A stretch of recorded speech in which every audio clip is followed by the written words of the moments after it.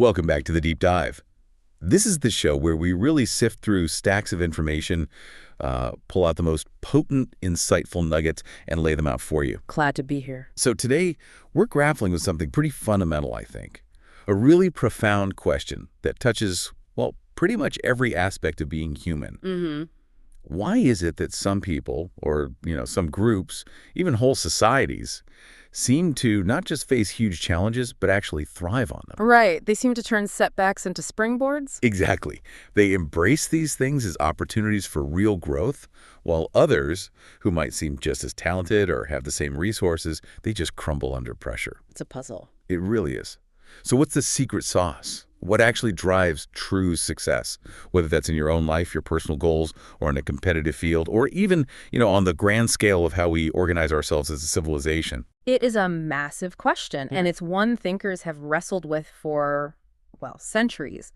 And today, we're diving into an exploration that I think really promises to reframe how you perceive success, failure, and honestly, your own potential. Okay. We're going deep into these concepts called mindsets. These basic, often subconscious beliefs we have about our own abilities, our qualities. It's core beliefs, right? Exactly. And what's fascinating is how these internal operating systems, whether we're aware of them or not, shape not just our individual lives, but the actual structures of our societies, the way leadership works, even the sort of bedrock of our legal systems.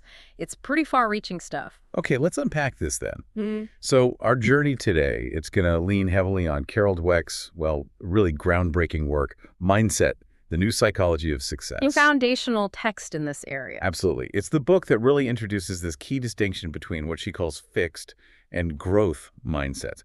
It's like a psychological blueprint for individual flourishing, you could say. Yeah, it really lays it out clearly. But importantly, we're not stopping there.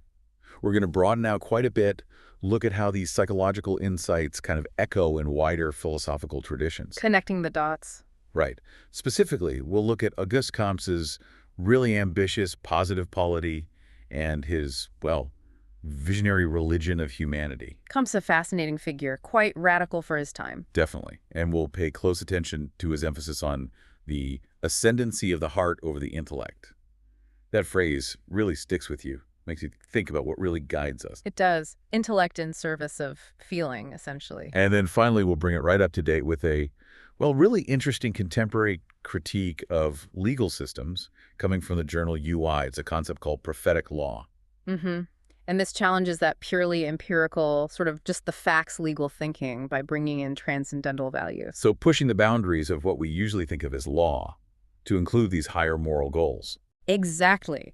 So our mission for you, our curious learner, is to really distill the most powerful ideas from these, frankly, quite diverse sources. Yeah, they span psychology, philosophy, law. Right. Connect the dots between, individual psychology and these grand societal visions, and ultimately, hopefully, provide you with a really comprehensive, actionable framework for understanding and maybe fostering true growth, both in yourself and perhaps in the world around you. Get ready for some potential aha moments, I think. Things that could genuinely shift your perspective. That's the goal. Okay, so let's start at the core then. The absolute heart of Dweck's work, it's understanding the fundamental differences between these two mindsets. Fixed versus growth. Exactly. Right. And it's truly transformative once you grasp it, isn't it? Because you start recognizing patterns like everywhere, in your own life, in others. Oh, definitely. But before we define them properly, how common is it for people to maybe misunderstand their own mindset? Like, are lots of us running on a fixed mindset without even clocking it? That's a brilliant question, and Dweck argues it's incredibly common. Yeah. Many people sort of assume they have a growth mindset because, let's face it, it sounds better, right? It's more aspirational. Sure, who wouldn't want to be growing? Exactly. But their actual day-to-day behaviors, their reactions to challenges, often betray a more fixed underlying belief system. They might say they want to grow, but deep down, these core beliefs are holding them back. Okay, so let's nail them down then. First up, the fixed mindset. Right. So the fixed mindset. At its core, someone with this mindset believes that qualities like intelligence, talent, even personality are static. They're fixed traits. Almost like they're carved in stone, as Dweck puts it. You got what you've got. Pretty much. You either have them in abundance or you don't. And this core belief, it drives their behavior in really specific, often quite self-limiting ways. How so? Well, these individuals are primarily concerned with proving their existing abilities and, crucially, avoiding any situation that might expose what they see as deficiencies. Protecting the image. Exactly. They become acutely sensitive to judgment. They're constantly asking themselves internally, am I good enough here? Will I look smart in this situation? Every challenge, every task becomes a test of their inherent worth, their fixed abilities. You can almost picture someone like that, can't you? Maybe you even recognize bits of it in yourself sometimes. Dweck describes it so well when she says, think about someone you know who is always trying to prove themselves and how they're super sensitive about being wrong or making mistakes. That nails it. It's that constant need for external validation, that deep-seated fear that making a mistake means you are a mistake, fundamentally. Yeah. And that can really hold someone back, can't it? From taking risks, trying new things. Absolutely. It's a self-protective mechanism for sure, but the cost in terms of learning and development is significant. It really limits your world. Okay, so that's the fixed view. What about the other side, the growth mindset? Right. Now, contrast that with the growth mindset. Here, the core belief is fundamentally different. It's the belief that qualities, abilities, even aspects of personality aren't fixed at all. They can be developed, cultivated, grown through consistent effort, through smart, strategic learning, and through sheer perseverance when things get tough. Potential, in this view, isn't some fixed ceiling you're going to hit. Right. It's more like an expandable horizon that stretches out the more you commit, the more you learn, the more you try. And the way this shows up in behavior, it's really striking, isn't it? Often quite inspiring. It is. People with a growth mindset, they prioritize learning and improving above almost everything else. Yep. They don't just tolerate challenges, they actively seek them out, embrace them. They see them differently. Yeah, not as threats to their ego, like, oh no, what if I fail? But as exciting opportunities for development. What can I learn here? Exactly. And mistakes, they're not endpoints. They're not signs of permanent deficiency. They're data points. Precisely. Valuable feedback. Stepping stones on the path to getting better, to mastery. They're driven by this intrinsic desire to stretch themselves, to become, better versions of themselves. Dweck suggests you consider someone who understands that important qualities can be cultivated, and then watch them. Observe the ways they confront obstacles and the things they do to stress themselves. It really is about that journey of becoming, isn't it? Not just focusing on the starting point of where you are right now. Absolutely. And what's really fascinating here is what Dweck calls the aha experience. Yes. Tell us about that. Well, she found that many people, when they first encounter these concepts, fixed versus growth, they have this really profound moment of recognition. Suddenly, they see exactly how one thing leads to another. It clicks. It clicks. They realize, oh, that's why I avoid challenges, or that's why I get so defensive about feedback. They see how the belief that qualities are fixed leads down one road, avoiding, proving, protecting, while the belief that qualities can be cultivated leads down an entirely different road, one of embracing challenges, seeking feedback, focusing on growth.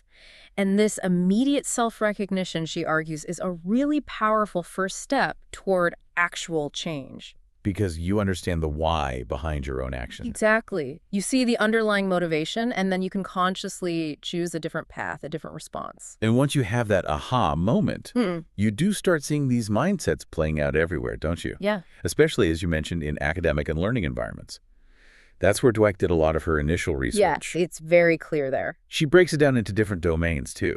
Like there's the intelligence mindset, right? Right. Which kicks in when you're dealing with mental tasks, studying for an exam, solving a complex problem. Your beliefs about your basic intelligence. Yeah.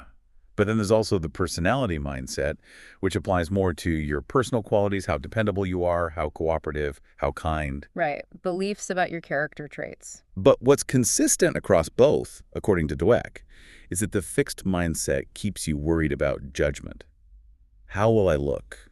Will I measure up? Always looking outward for validation. While the growth mindset keeps you focused inward on improving. What can I learn? How can I get better? Regardless of the initial outcome. And this difference has a massive impact on how people actually approach challenges, particularly learning challenges.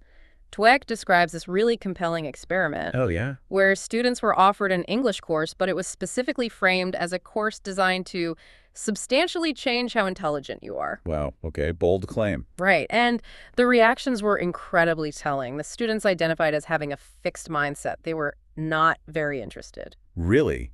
Even though it promised to make them smarter? Even then. Why? Because, Dweck suggests, they were unwilling to expose their deficiencies, even potentially, in the process of learning.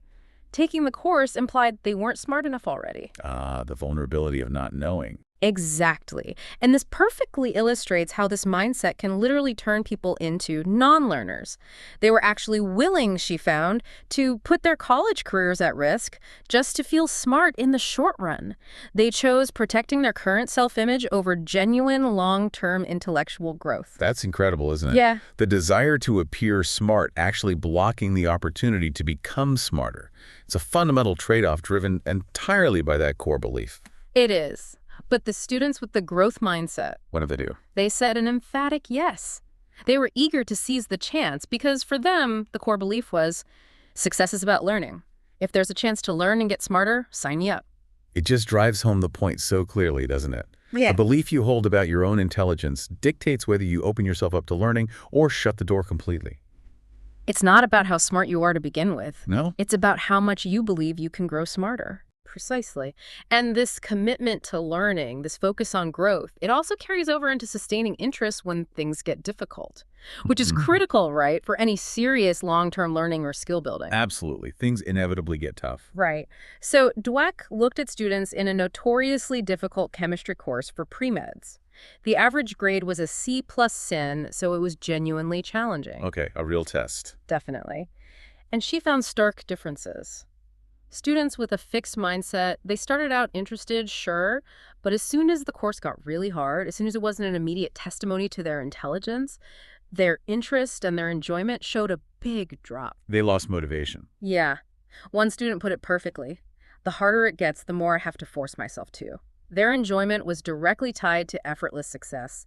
If it required real struggle, the fun disappeared and it became a chore. That's so relatable, though. We've all felt that grind, that feeling of just having to push through something unenjoyable. Of course.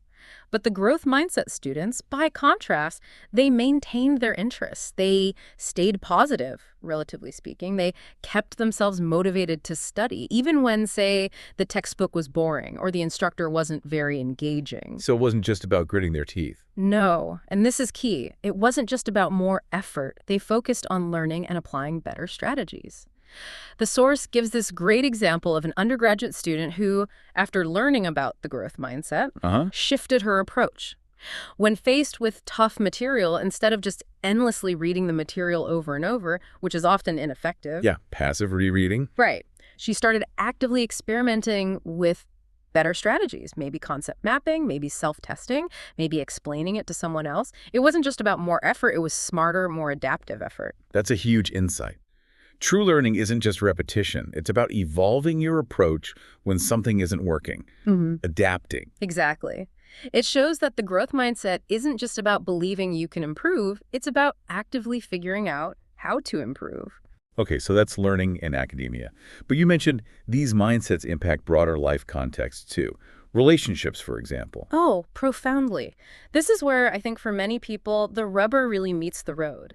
Because relationships are inherently about growth, change, adaptation, or at least they should be. Right. They're not static. People change. Circumstances change. Exactly. So think about communication within a relationship. For someone operating from a fixed mindset, any feedback, any suggestion for change from their partner, it's often interpreted very differently. How so?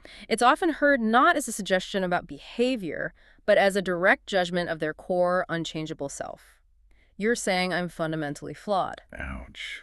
That sounds painful. It is, and it often leads to immediate devastation, defensiveness, and this urgent need to repair the damage, not necessarily to the relationship dynamic, but to their own ego. Rather than addressing the actual issue, the focus shifts entirely. The source gives a pretty vivid example of this, doesn't it? The growth mindset woman married to the fixed mindset man. Yes, that's a powerful illustration. She found that saying simple things like, why don't we try to go out a little more? Or I'd like it if you consulted me before making decisions, pretty reasonable requests. Absolutely. Standard relationship stuff. But for him, it triggered this fixed mindset response. She'd end up spending literally an hour repairing the damage and making him feel good again. And often, he'd then call his mother for constant adoration to bolster his ego. Wow. That sounds exhausting. An exhausting cycle for everyone involved. Because the energy isn't going into solving the problem or improving the relationship. Right. It's going into protecting this fragile self-image. Precisely. And this inability to see perceived flaws in oneself or one's partner as opportunities for growth, it can spiral into deeper issues.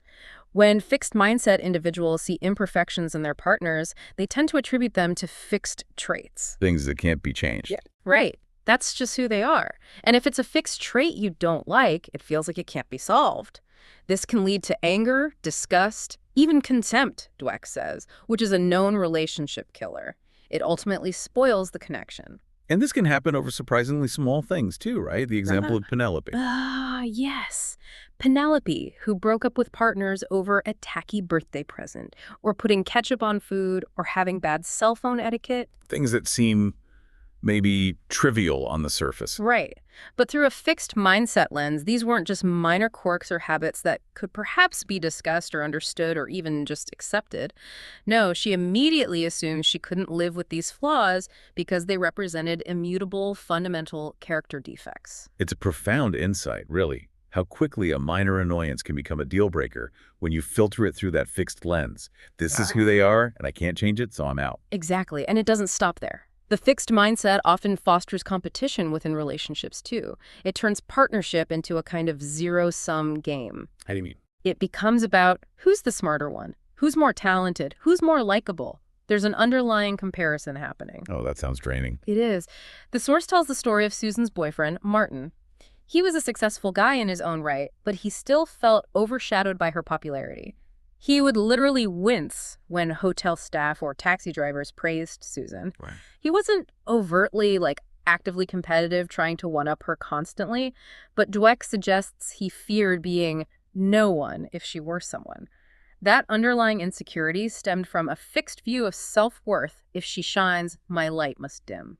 That kind of internal scoreboard makes genuine intimacy, genuine partnership incredibly difficult, I imagine. You can't truly celebrate your partner's success if you see it as diminishing your own value. Absolutely not. And shyness is another area where these mindsets play out quite differently. Okay, how does that work? Well, for fixed mindset individuals, shyness really harmed their social interactions. It made them highly self-conscious, anxious. Observers consistently noted their nervousness remained high throughout an interaction. Why? Because they saw their shyness as an unchangeable characteristic, a fixed trait that destined them for social awkwardness. I'm just a shy person, that's who I am. Exactly. But the shy, growth-minded individuals, while they might feel initial nervousness just like anyone else... Sure, shyness feels real. Right. But they showed greater social skills over the course of an interaction. They became more likable, they created a more enjoyable interaction. Eventually, they ended up resembling people who weren't shy at all. So what were they doing differently? They were focused on learning how to navigate the social situation. They saw their shyness not as a permanent handicap, but as a challenge to overcome with effort and strategy. Okay, I feel nervous. What can I do to connect better? That's fascinating. It transforms a perceived flaw, like shyness, into a skill to be developed social navigation skills. Precisely. And this ability to reframe applies to how people deal with blame, forgiveness, and personal responsibility after a relationship ends too, which is, let's face it, one of life's most challenging transitions for many. Definitely. So how does mindset affect that? Well, in a fixed mindset, forgiving a partner after a breakup can be incredibly difficult. Because if the partner is seen fundamentally as a good guy who maybe made a mistake, then the logic follows. The fixed-minded person must, by extension, be a bad guy or at fault. The source asks, if my partner is a good guy, then I must be a bad guy. I must be the person who was at fault. These become the ugly questions that haunt us within a fixed mindset, preventing real closure and learning. It becomes a blame game, internally or externally. It's all or nothing. Someone has to be fundamentally flawed. Exactly. By contrast, for growth-minded individuals, the end of a relationship, while obviously still painful, is framed differently. It's about understanding, forgiving, and moving on. Learning from the experience. Yes. It leads to valuable learning lessons, maybe about the importance of communicating better next time, or gaining clarity on who's right for me in future relationships. It's about extracting wisdom and personal growth from the experience, rather than just assigning permanent blame and dwelling on what is or was. It really highlights a fundamental difference in how people process emotional difficulty and setbacks, doesn't it? Right. Turning pain into a catalyst for future well-being versus getting stuck in judgment. Absolutely. A catalyst versus a cage.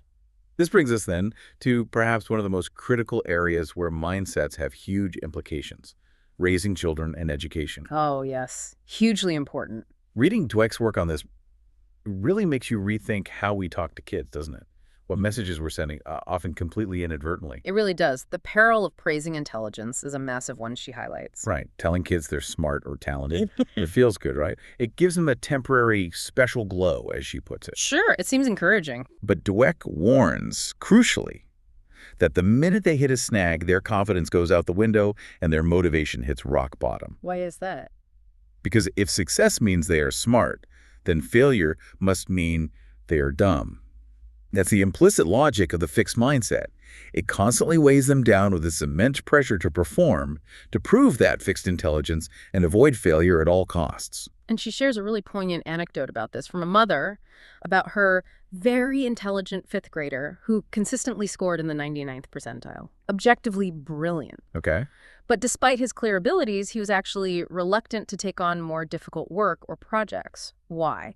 Because he feared failing and no longer being seen as smart. He even developed an overinflated view of his abilities as a defense mechanism, while actively avoiding any real challenges that might shatter that perception. Wow. So the praise for being smart actually made him afraid to stretch himself intellectually. Exactly. It demonstrates how well-meaning praise, when focused on innate intelligence or talent, can inadvertently instill a fixed mindset.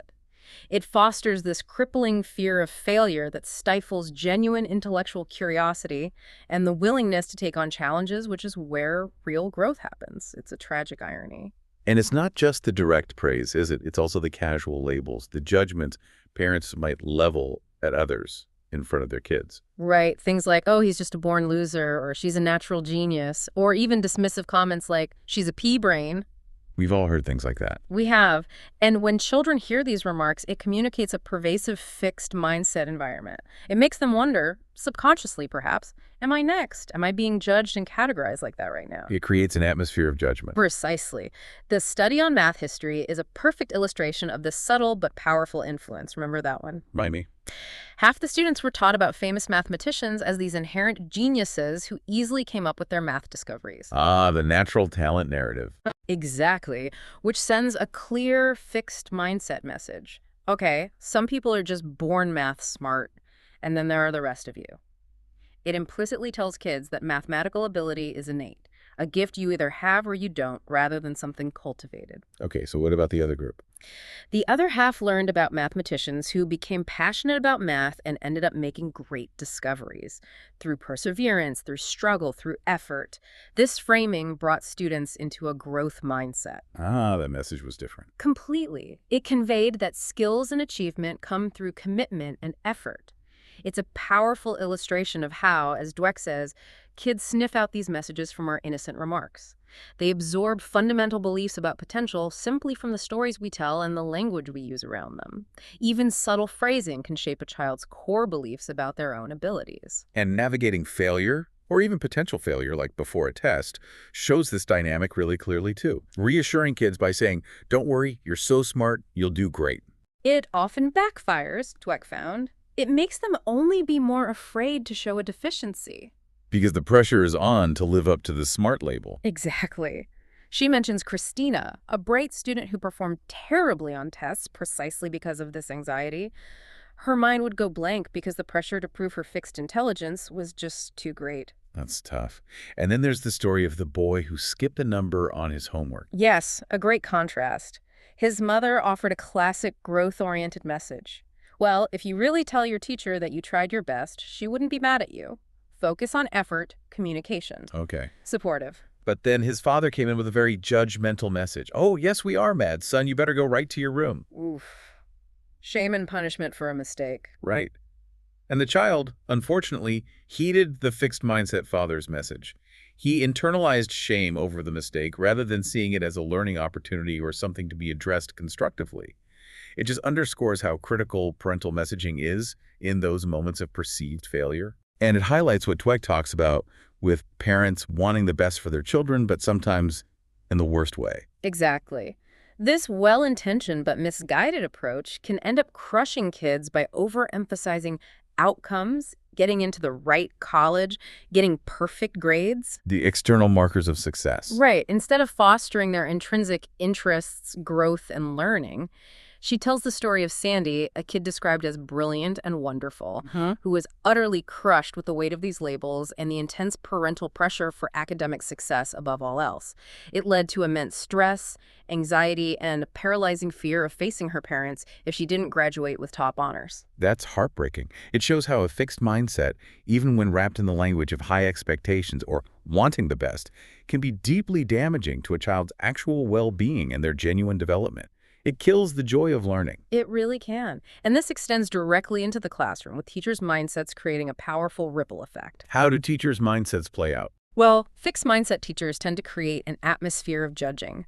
They often decide pretty quickly who's smart and who's dumb, maybe based on initial performance. First impressions stick. Yeah, and then they effectively give up on the dumb ones. They might literally state that students' achievement mostly remains constant. Believing improvement isn't really possible for some kids, they don't invest the effort to create it. It becomes a self-fulfilling prophecy. That's incredibly disempowering for those students. Hugely. But on the flip side, growth mindset teachers, they care about every single student. They believe potential can be developed, and they work to unleash children's minds. They set high standards, yes, but critically, they provide clear strategies and support for reaching those standards. They believe in growth. Can you give an example? Dorothy DeLay, the legendary violin teacher, is a perfect case study. She firmly believed talent could be acquired, not just inborn. And she poured her energy, gave her all to every one of her students, even those who initially showed little promise. She focused deeply on their dignity as learners. How does she teach? She gave incredibly specific process feedback, not just, that was good or that was bad. For instance, with the young Itzhak Perlman, she didn't just praise his beautiful sound on a single note. She explained how to make every note have that beautiful beginning, middle, and end. She taught a repeatable process for achieving excellence, focusing on continuous improvement. So it's about the how, not just the what.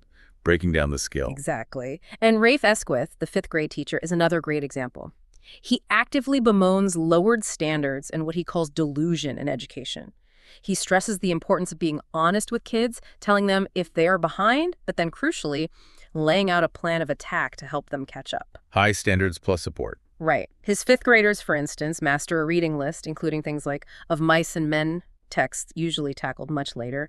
And of course, you have figures like Marva Collins and Jaime Escalante. Class examples. Right. Iconic examples of growth-minded teaching.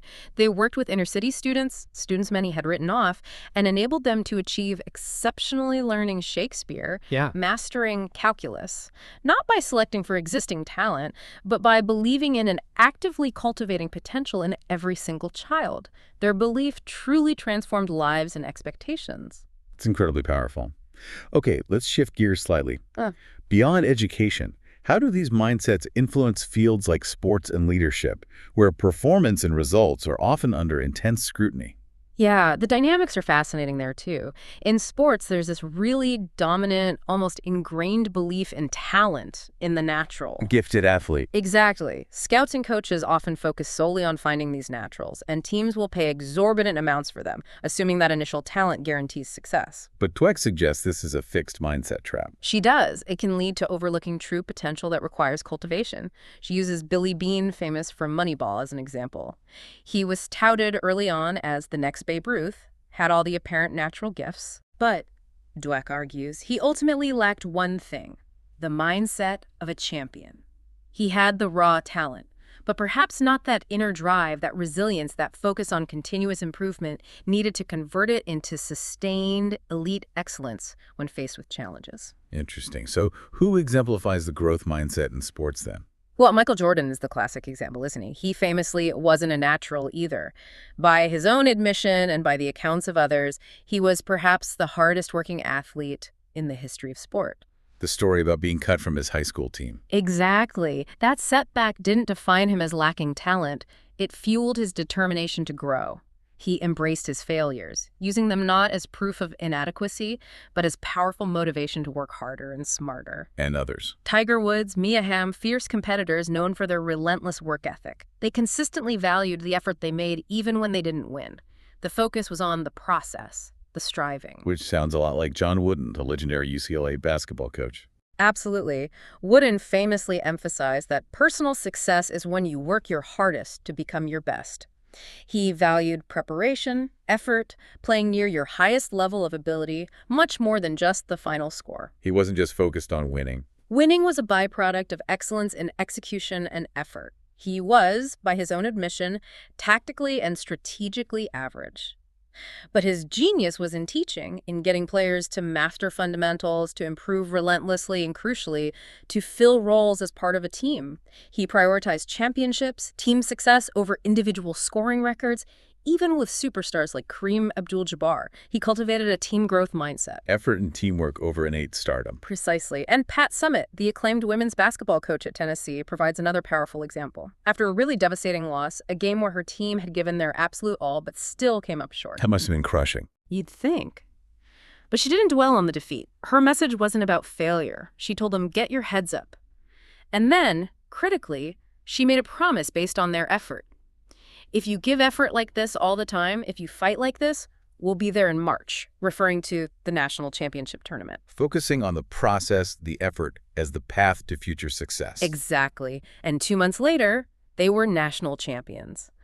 These examples really show that championship performance isn't just about innate ability. It's about relentless effort, learning from setbacks, a deep commitment to growth, and a leader's ability to inspire that growth, both individually and collectively. Okay, so let's pivot that to leadership in the business world, where the stakes can be enormous, affecting companies, employees, economies. How does the fixed mindset show up there? It often manifests as ego, entitlement, and what author Jim Collins called the genius with 1,000 helpers model. Explain that. Leaders with this fixed mindset, they're primarily concerned with validating their own talent, their own superiority, their image as the brilliant one. They often operate from this belief that, as the genius at the top, they don't really need a great team of other thinkers and leaders. They just need people to execute their vision. Exactly, just little helpers to carry out their brilliant ideas. Think of figures often cited in this context, like Lee Iacocca in his later years, Chainsaw L. Dunlap, and perhaps most notoriously, Kenneth Lay and Jeffrey Skilling from Enron. Their stories serve as pretty stark cautionary tales. And what drove them, according to this mindset analysis? Personal ego, a profound sense of entitlement, a belief in their own inherent superiority. Kenneth Lay, for example, took huge personal loans from Enron, blurring ethical lines, and famously used the corporate jets like a family fleet. It bespoke an attitude of, I deserve this because I'm the genius. And Skilling. Jeffrey Skilling reportedly believed, my genius is profit. And this singular, ego-driven focus led Enron to engage in incredibly risky, ultimately fraudulent accounting practices, like recording millions of dollars in profits on a business before it had generated a penny in actual revenues. There was this intense focus on appearing successful, on validating the leader's genius with little care for actual substance or follow-through. And the consequence of this kind of leadership. Well, Dweck argues such companies cannot self-correct. Why?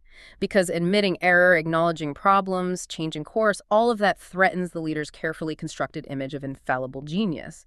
It creates a culture of denial, of fear, where bad news isn't welcome, and ultimately it leads to stagnation or even destruction. They can't learn or adapt. It sounds like an environment that actively discourages learning, critical feedback, and genuine collaboration, because everything revolves around protecting the leader's ego. That's exactly the dynamic. But what about growth mindset leadership? What does that look like? Yeah. Well, here, the leader sees the company not just as a vehicle for their own success, but as an engine of growth. For themselves, yes, but also for their employees and for the company as a whole. A very different perspective. Completely. They act more as guides, as cultivators of talent, not just judges. The focus is on development, learning, continuous improvement throughout the organization. Jack Welch at GE is often cited here. Right. He oversaw massive growth at GE. He did. Transformed it from a $14 billion company to one valued at its peak around $490 billion. And a key part of his approach was welcoming change and new ideas regardless of their source. He demonstrated, Dweck suggests, real self-confidence, not in being perfect, but in his readiness to grow and learn. Did he embrace mistakes? Apparently so. He famously learned from a significant mistake early in his career, overseeing a plant where a chemical explosion occurred. This experience shaped his later approach. He adopted a supportive stance toward employees' honest errors, stating, if we're managing good people who are clearly eating themselves up over an error, our job is to help them through it. It wasn't about blame. It was about learning and support. That fosters psychological safety, allows people to take risks. Exactly. And he even selected people not just for their pedigrees or past achievements, but for their mindset, their potential for growth, their willingness to learn and adapt. Any other examples? Lou Gerstner turning IBM around is another classic case. When he took over, IBM was in deep crisis, riddled with internal fiefdoms, competition between divisions, a very fixed mindset culture in many ways. Right, they were struggling. Hugely. Gerstner dramatically shifted that. He broke down silos, fostered teamwork, even changed the bonus structure to reward overall company performance and collaboration, not just individual or divisional wins. He demanded better execution, famously saying, genius is not enough, we need to get the job done. And he relentlessly refocused the entire company on the customer, on learning what they needed. So shifting from internal battles to external focus and collective growth. Precisely. And Anne Mulcahy at Xerox, too. She inherited a company literally on the brink of bankruptcy. She was incredibly transparent about the dire situation, sharing it openly with employees and the board. And through sheer determination and a growth mindset, learning a business she didn't initially know deeply, fostering collaboration, making tough decisions, she transformed herself and the company. Earning praise from doubters. Yes, earning high praise from a board member who confessed he never thought I would be proud to have my name associated with this company again. These leaders weren't focused on protecting a personal image of genius. They were rolling up their sleeves, learning, adapting, and actively cultivating growth, learning, and resilience throughout their organizations. It's a fundamentally different approach to leadership. Okay, this is all incredibly compelling. The impact of mindset seems huge across so many areas.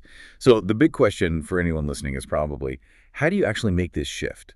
If you recognize fixed mindset patterns in yourself, how do you move towards growth? That's the million-dollar question, isn't it? And Dweck is very clear.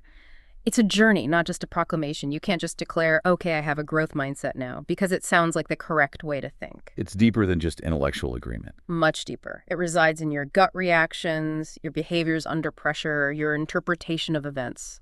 So where do you start? Well, Dweck suggests acknowledging that we all have aspects of a fixed mindset.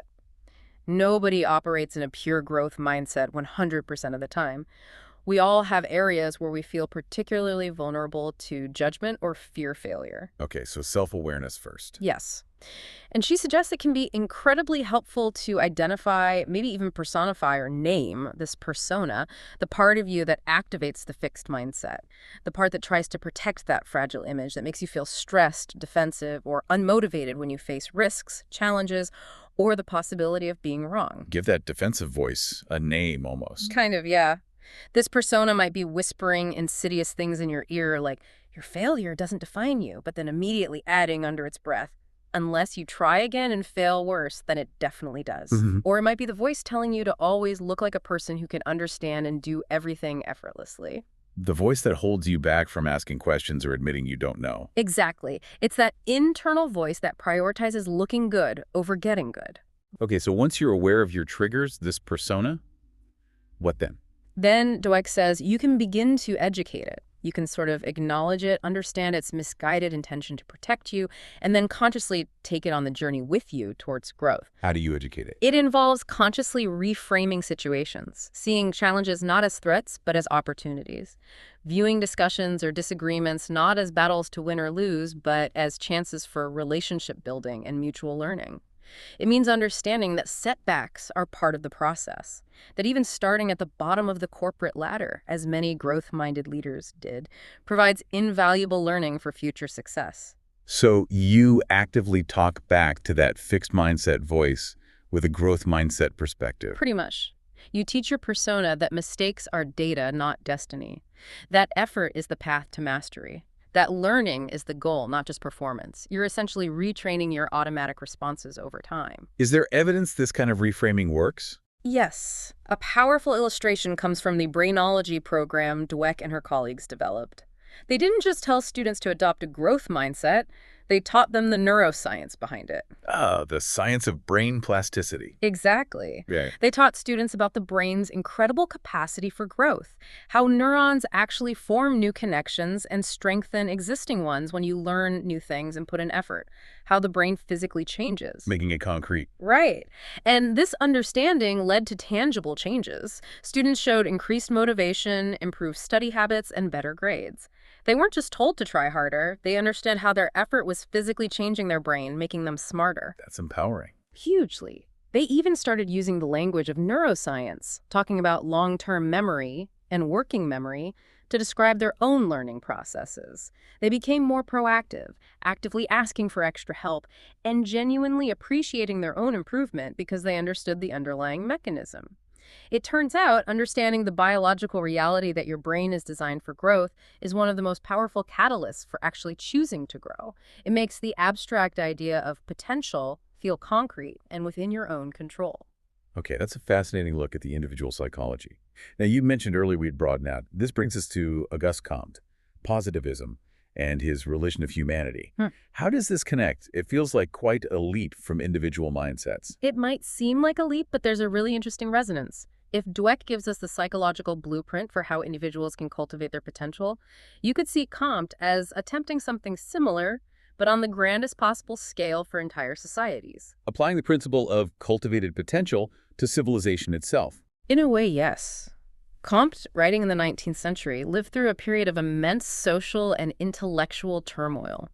The old certainties, monarchy, established religion were crumbling after the French Revolution and the Enlightenment. A time of massive change. Exactly. Yeah. And he saw a critical need for a new speculative authority, essentially a new guiding philosophy for society, something that could replace the declining influence of, as he saw it, monotheism, and provide the basis for the entire reconstruction of principle and practice in society. A new operating system for civilization. That's a good way to put it. His massive work, The Positive Polity, is the culmination of this incredibly ambitious vision to rebuild society on a new foundation, one that was scientific, rational, yet also deeply human and moral. And central to this vision was that phrase you mentioned earlier, the ascendancy of the heart over the intellect.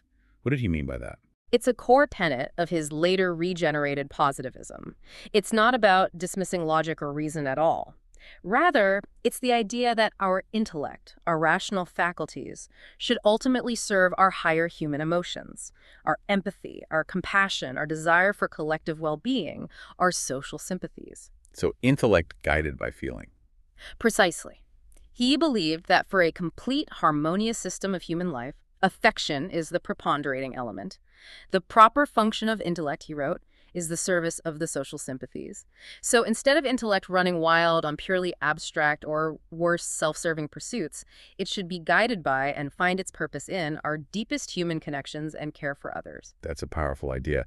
Was this just abstract philosophy for him, or did it come from somewhere deeper? Oh, it was deeply personal for Comte, forged, really, in the crucible of his own emotional experience. His profound personal transformation, particularly through his intense, albeit platonic, relationship with Madame Clotilde Deveau and her premature death in 1846, was absolutely pivotal. A personal catalyst. No, a huge one. He called her his eternal friend, a noble, tender-hearted victim.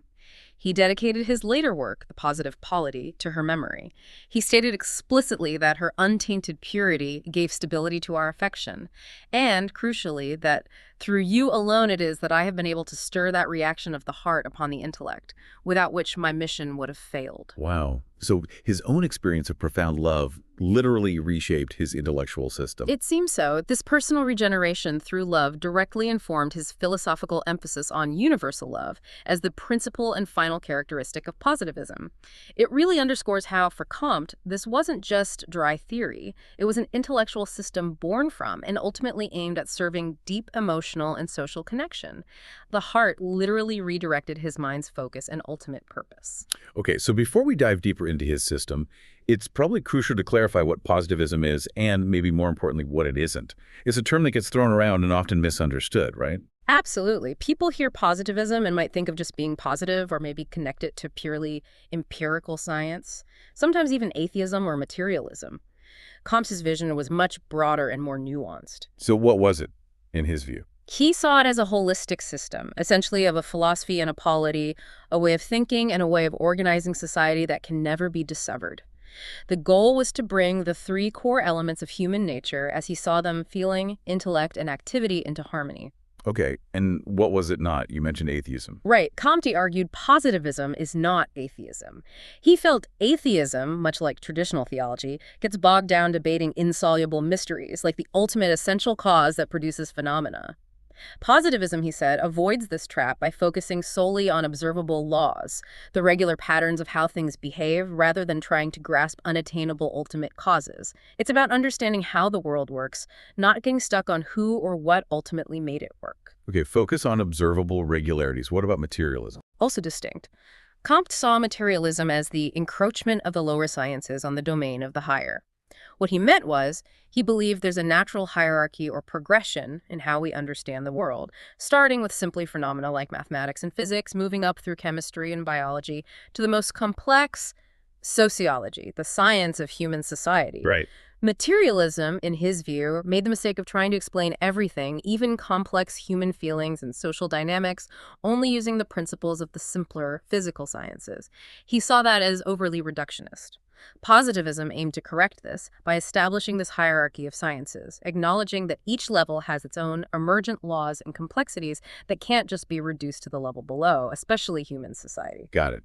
Respecting the complexity at each level. And it's not fatalism either. Does positivism believe we have free will or agency? It's definitely not fatalism. While Comte's positivism acknowledges that the fundamental order of nature in its primary aspects is strictly invariable, there are underlying laws we can't change. Like gravity.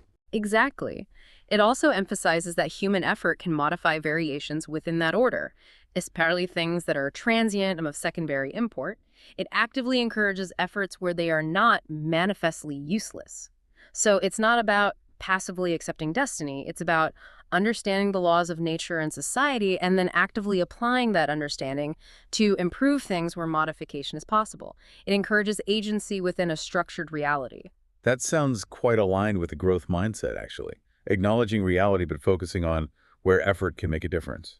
There's definitely a parallel there. And finally, perhaps surprisingly to some, Comte argued positivism is not optimism in the conventional, maybe theological sense. How so? Not optimistic. He felt that traditional optimism, often linked to theology, believing everything happens for a reason or that divine providence ensures a good outcome, tends to decrease as scientific understanding or positivism grows. Instead of blind hope, positivism confronts the defects of nature, the problems and imperfections, head-on, especially in complex social phenomena. It's realistic about challenges. Yes, but crucially, it also highlights our power of modifying them. So it's not pessimism either. It's a kind of realistic, effort-based meliorism, a belief in the possibility of improvement through understanding and action. Which brings us to the famous positivist motto, right? Exactly. Love, order, progress.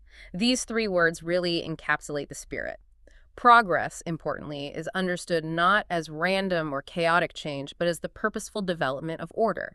It's about striving for improvement within an established, rational, understood structure. Order provides the foundation for progress. Precisely. And underpinning it all, as we discussed, is love or feeling, which is seen as systematically supreme over reason, intellect, and activity.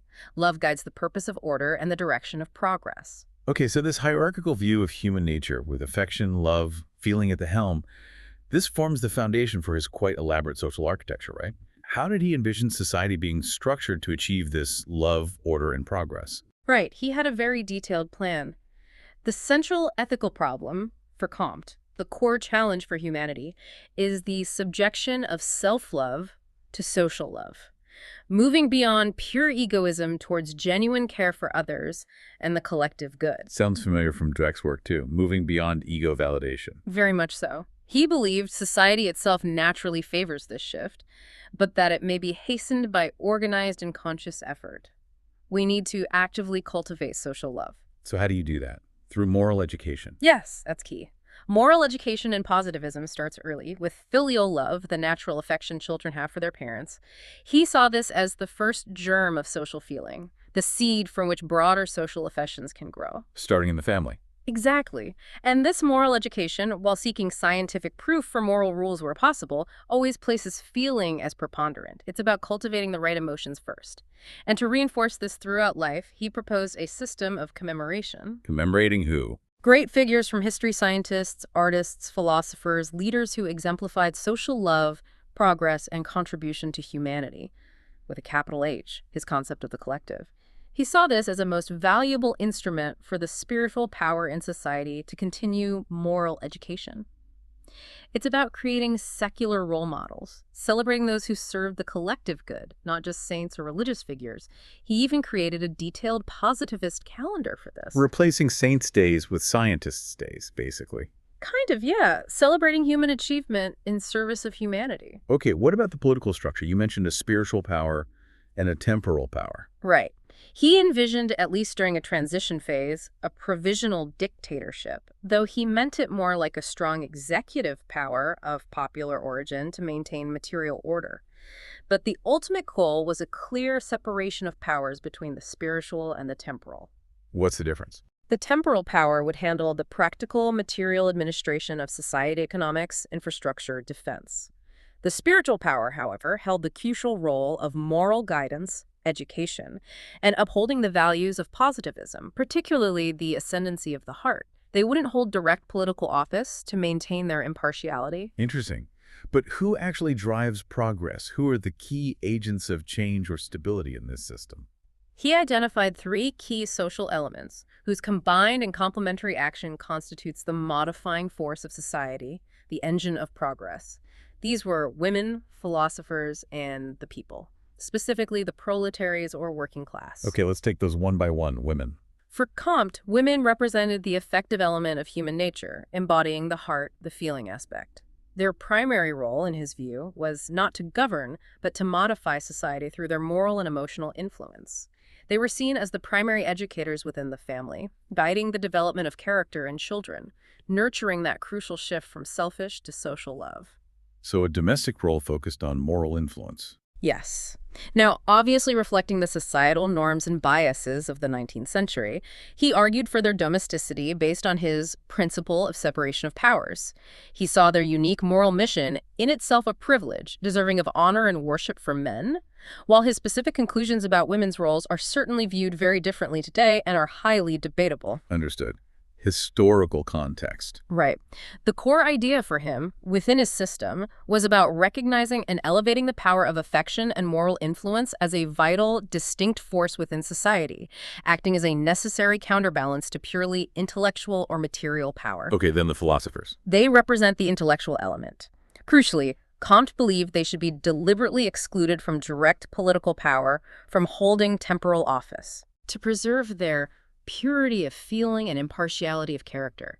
He worried that political entanglement would corrupt their ability to think clearly and objectively, to maintain their focus on long-term universal principles. They were to become the priests of humanity, guiding society through reason and education, providing moral and intellectual influence, but always ensuring that intellect served the ascendancy of the heart.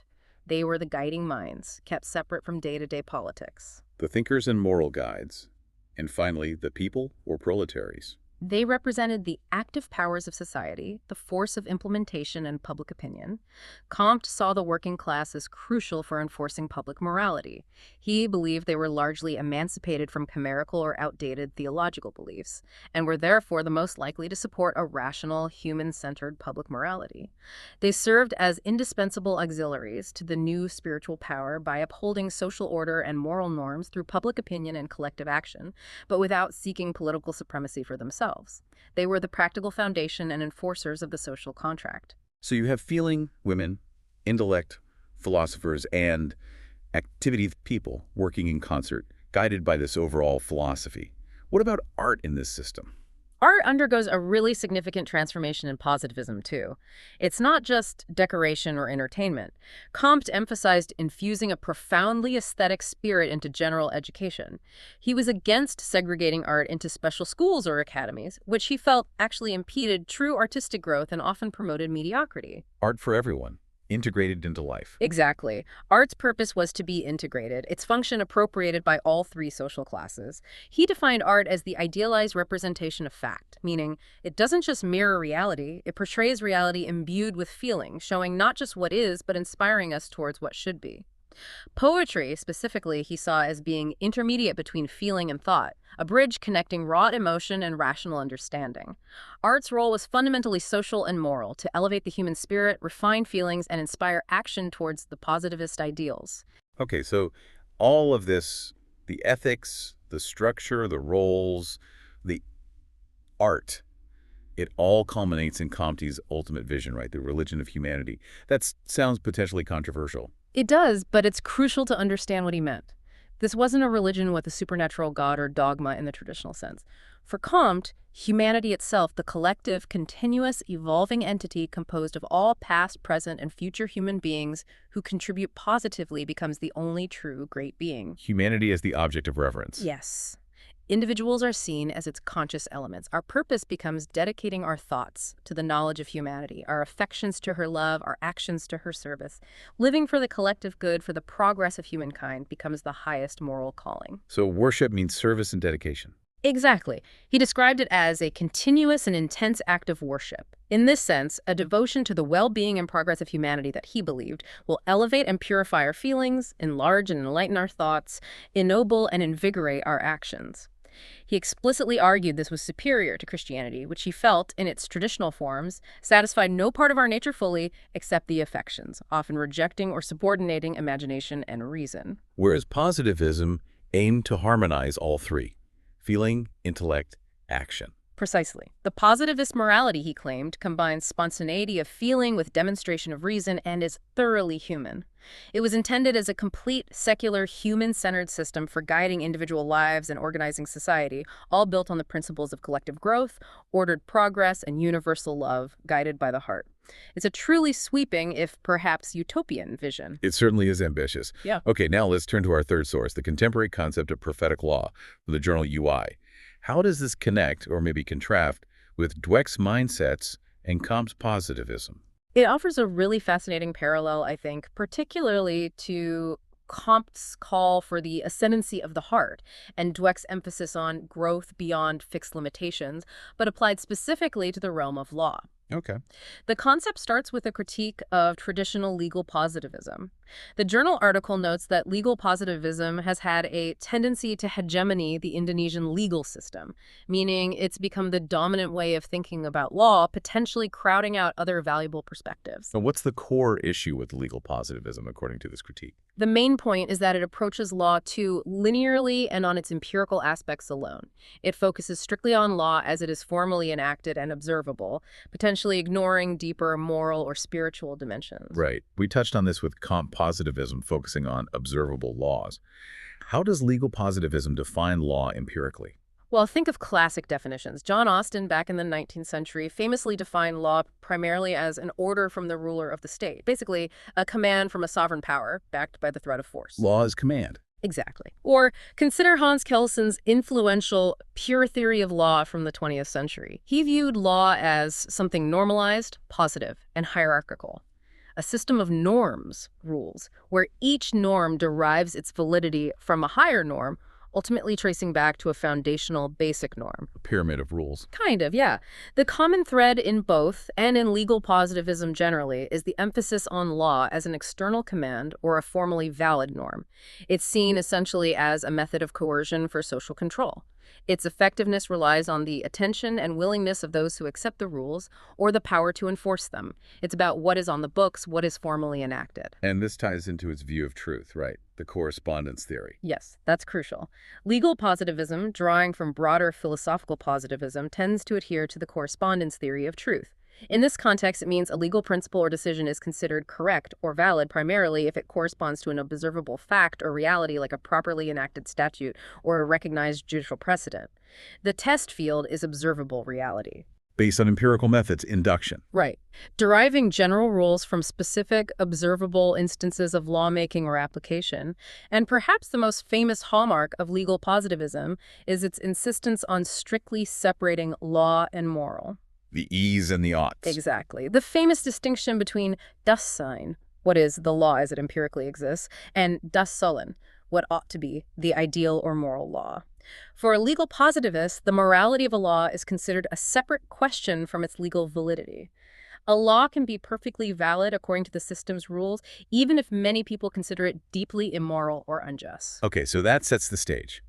How does prophetic law offer a different vision? It offers a radically different starting point. Prophetic law finds its philosophical basis in revelation, wahyu, specifically in this context, Islamic revelation, but the principle could potentially apply more broadly. Revelation is viewed here as a priori knowledge. Meaning known before experience, not derived from observation. Exactly. It's knowledge considered to be divinely inspired or fundamentally true, independent of empirical verification.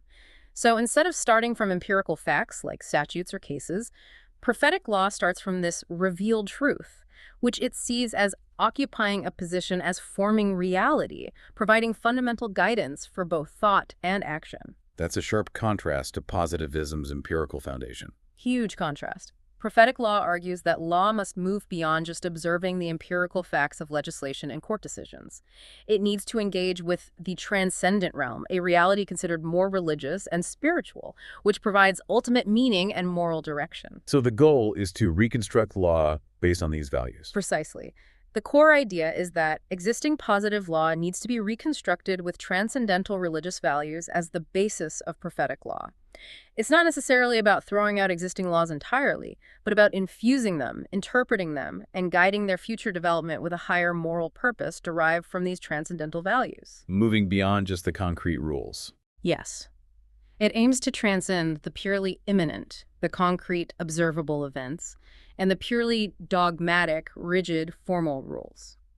While traditional dogmatic legal science might sow the seeds for considering transcendental value, like divinity, and immanent value, concrete events, prophetic law seeks to actively align the behavior of people under the law, the legal subjects, with the instrumental value or practical effect of positive law through the lens of these guiding religious or transcendental values. Okay, imagine a legal system where every law isn't just judged on whether it was passed correctly, but on whether it aligns with a higher moral purpose. That's the essence of it. It's about bringing a why, a deeper, morally grounded purpose, back into the what of the law. And what are the ultimate goals of this prophetic law? What is it striving for? The goals are really quite ambitious, aiming to elevate the entire purpose of the legal system. The ultimate aim, as stated in the source, is for the law to give mercy to all. This concept is often expressed in Islamic tradition as rahmatan lil alamin, meaning a universal mercy, compassion, or blessing for all of creation. Wow. So law as an instrument of universal mercy, not just social control. Exactly. It elevates the purpose far beyond just maintaining order or enforcing rules, aiming for a broader, deeply compassionate outcome for everyone affected by the law. It actively seeks, therefore, to shift the pendulum of legal science away from the dominance of the purely positivist paradigm, which focuses only on observable facts and commands, and towards the development of legal science based on transcendental religious values. Bringing values back to the center. Right. And specifically in the context of Indonesia, the article suggests prophetic law envisions 3 core pillars that would synergize with Pancasila, which is Indonesia's foundational state philosophy, based on 5 principles, including belief in one God, just and civilized humanity, unity, democracy, and social justice. What are these 3 pillars? First, humanitarian law. This emphasizes compassion, dignity, and human well-being in the application of law, ensuring justice truly serves human flourishing. Second, emancipatory law. This focuses on liberation, freedom, and achieving substantive justice for all, especially the oppressed or marginalized, moving beyond just procedural fairness to achieve actual freedom and equality. And third, transcendental law. This is the foundation, grounding legal principles in those universal, divinely inspired or religious values that transcend purely human-made rules, giving law a higher, unshakable ethical grounding. This really does sound like a parallel to the growth mindset, but for a whole legal system, doesn't it? I think it does, strongly. Just as an individual with a growth mindset believes they can develop beyond their current fixed state, prophetic law suggests the legal system can and should aspire to evolve beyond rigid, empirically defined rules. Towards what? Towards incorporating broader, more fluid, more morally driven principles aimed at achieving a greater good, like universal mercy. And it clearly aligns with Comte's idea of the ascendancy of the heart, doesn't it? Yeah, it does.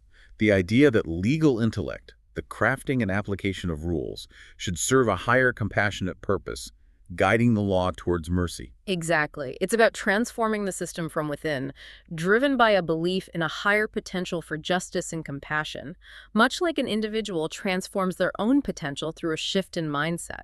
Okay, wow. We've covered a lot of ground today. From the very personal psychology of Carol Dweck's fixed and growth mindsets, how our internal beliefs literally shape our actions, our learning, our relationships. How we react to failure, how we raise our kids, how we lead. Right. Then we zoomed out to Auguste Comte's incredibly ambitious philosophical vision for a society governed by love, order, and progress, with the heart guiding the intellect. His attempt at a whole new operating system based on human potential and social sympathy. And finally, we landed on this contemporary call for a prophetic law, rooted in transcendental values, seeking universal mercy and justice beyond just the letter of the law. Bringing a higher purpose into the legal structure itself? And what seems to emerge from putting all these diverse pieces together, this deep dive, is a really powerful, interconnected truth, isn't it? I think so. What stands out to you? That our beliefs about potential, whether it's our own individual potential or the potential of our institutions, our societies, these beliefs are not just passive observations, they are active architects of our reality. They dictate our choices, our efforts. Exactly. They dictate whether we embrace challenges or shy away from them, whether we lead with ego or with empathy and a focus on growth, and whether our systems of governance, like law, strive for just bare minimum order or for something much higher, like universal mercy. Belief shapes reality. So for you, the learner, listening to this isn't just abstract intellectual stuff. It's really a compelling invitation, isn't it? An invitation to examine your own internal operating system. Definitely. Where do you tend towards a fixed mindset? Maybe in an area you haven't even realized. Your career, your relationships, your hobbies, your view of societal problems. And where might a conscious shift, a deliberate effort to cultivate a growth mindset, unlock new possibilities? Not just for, say, personal achievement, but maybe for deeper connections, greater resilience when things get tough. And how might these grander visions, like Comte's emphasis on the heart or the prophetic law's call for mercy, inspire you? Inspire you to consider the why behind the what in your own life, in your work, in your community. Encouraging maybe a more heart-centered, more growth-oriented approach to your own actions and how you engage with the world around you. It prompts some deep reflection, I think. It does, which leads us to a final thought to leave you with. Okay. If, as all these sources suggest in different ways, our understanding of potential, both individual and collective, can expand far beyond what we currently assume or measure, and if the ascendancy of the heart over the intellect, as Comte put it, or the infusion of transcendental values like mercy, as prophetic law suggests, is key to regeneration, to real positive change. Then what? Then what seemingly insurmountable challenges in our modern world, things that feel completely stuck, completely intractable, might actually be waiting not necessarily for a brand new invention or a new political decree or more data. But for what? But perhaps for a profound collective shift in mindset. A shared belief, deep down, that even the most ingrained problems, the most fixed realities, are not actually carved in stone, that they can be cultivated, transformed, overcome through persistent, compassionate, strategically applied, growth-oriented effort. Wow. So the biggest barrier might be our own limiting beliefs about what's possible. It's a provocative thought, isn't it? What impossible future could we begin to build, maybe starting today, simply by shifting our internal narratives? By dedicating our collective intellect, our actions to the service of human sympathy, growth, and maybe even universal mercy? What becomes possible then?